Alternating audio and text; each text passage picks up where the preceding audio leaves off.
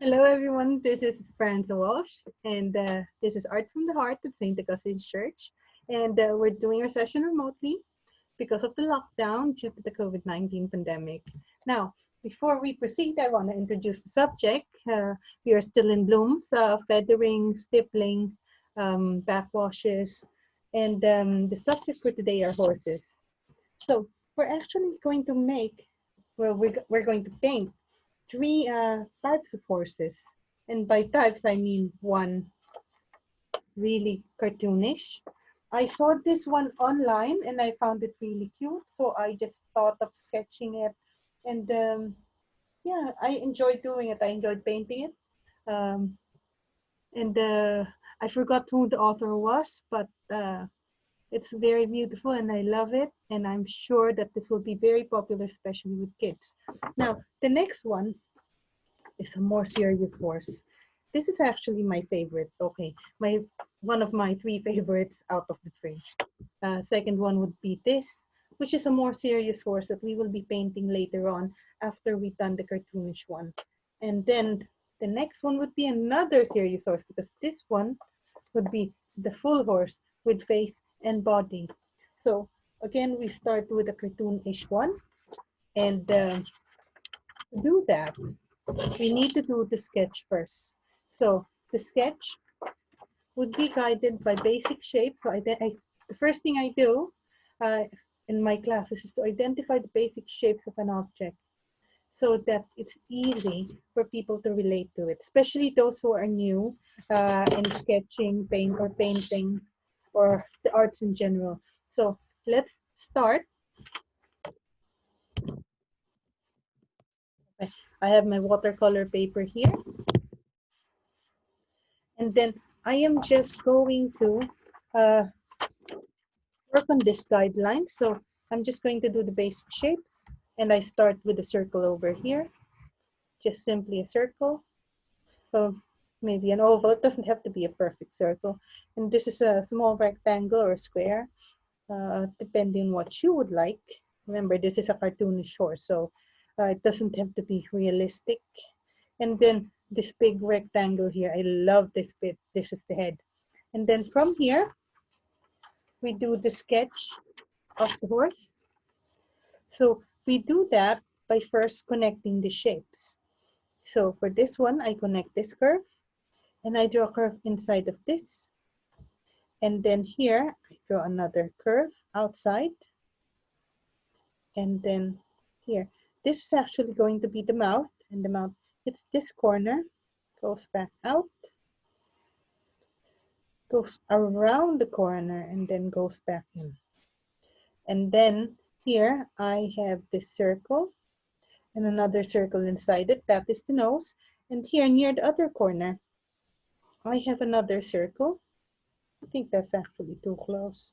But anyway, I have another circle here inside the bigger circle, which is touching the bigger circle. This is going to be the horse's eye. And then we do the ears. So ears, and then the other ear. Okay. And I love this bit, the fringe. Yes, I say hair, but yes, you may say mane because that's actually the proper name for it, but I would usually say hair. The tail, oops. Again, all of this can be adjusted when we're painting, depending on what we want. So here, more the horse's hair.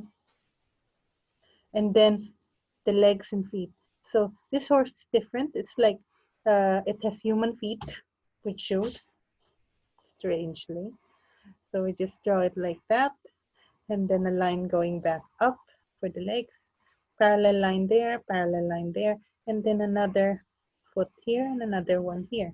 So we have our horse. Yay. Now, okay, just needed to check if it looked like a horse. So now I just need to erase the excess lines. So excess lines there. Oh no, sorry. That's not an excess line, but I've erased it anyway, so that's okay.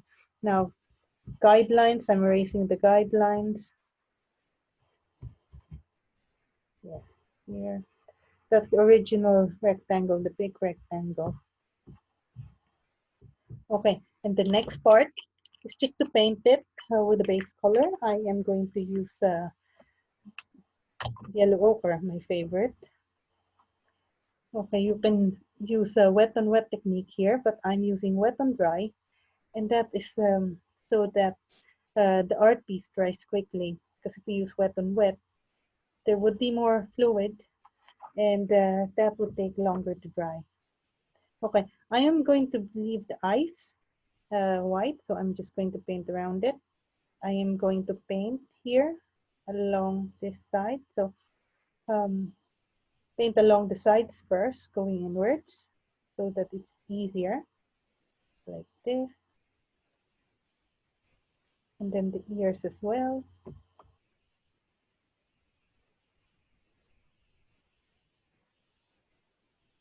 Okay, you don't need to paint the tail because we will be painting that with brown later on. And then the legs as well. Oh, there we go. Okay, so we've now painted it with a base of yellow ochre. Now I'm going to paint it with burnt umber. And those would be the parts which are brown. So I will start with the tail. Okay. And then I will paint the fringe. Yes, again, I love calling this the fringe.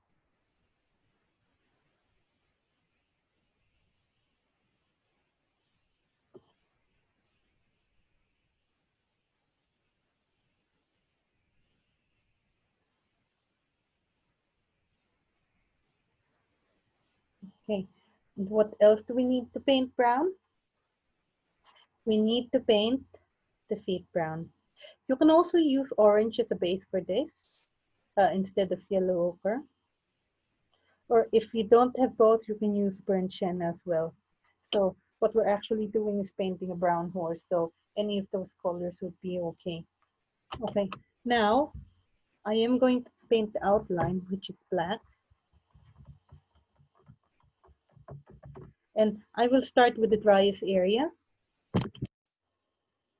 Okay, and for this one, the driest area would be the nose. So I'm just going to paint this circle here. And then this other circle. And then this bit here.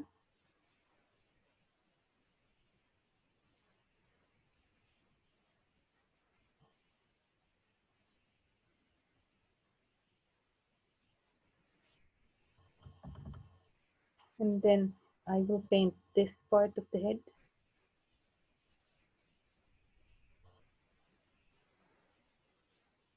So I'm just technically painting over the sketch. And then let me just check which areas are dry. The neck is dry.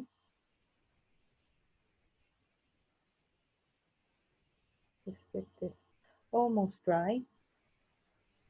The ears seem to be dry.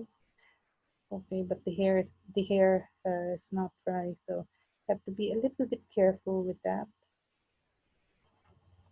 Okay. And now I'm going to paint the body.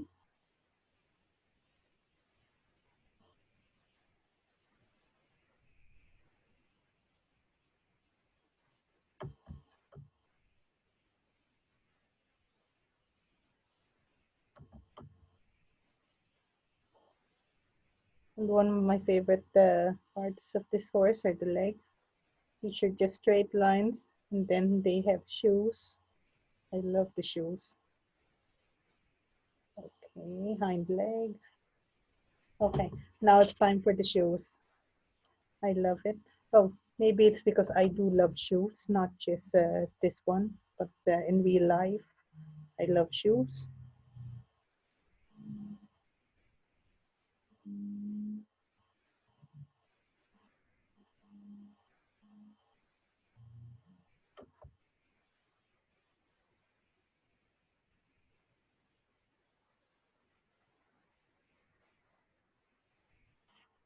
Okay, and then here's a circle. And yes, I painted over the circle inside. That's okay because I am going to paint that. And now it's just this fringe and the here at the back. I did mention earlier, I think the eyes too close to this bit, but that's okay.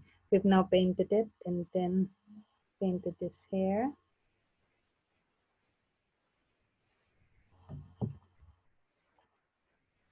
And we're almost finished. Now we just have to add some dimension to our horse. And that is by just painting this with the brown or burnt umber or any dark color that we think is suitable to match the rest of the colors. Okay, I just need another piece of kitchen towel to clean my brush with. Okay, because the transition of the color should be smooth. Remember, it's feathering, so it should appear as if it smoothly feathers into the other color or other area.